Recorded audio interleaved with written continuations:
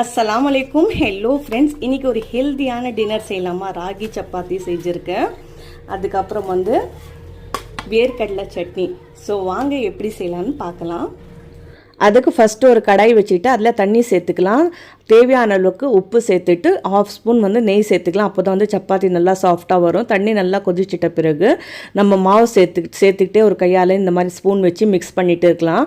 அதுக்கப்புறம் stove off பண்ணிவிடுங்க. Of பண்ணிவிட்டு இது எல்லாமே சேர்ந்து வர வரைக்கும் நல்லா மிக்ஸ் பண்ணிவிட்டு அப்படியே க்ளோஸ் பண்ணிவிட்டு ஒரு 10 மினிட்ஸ்க்காக வச்சிடலாம். இது நல்லா ஆறட்டும். அது வரைக்கும் நம்ம வேர்க்கடலை சட்னி ரெடி பண்ணிடலாம். வேர்க்கடலை வறுத்து எடுத்துட்டேன்.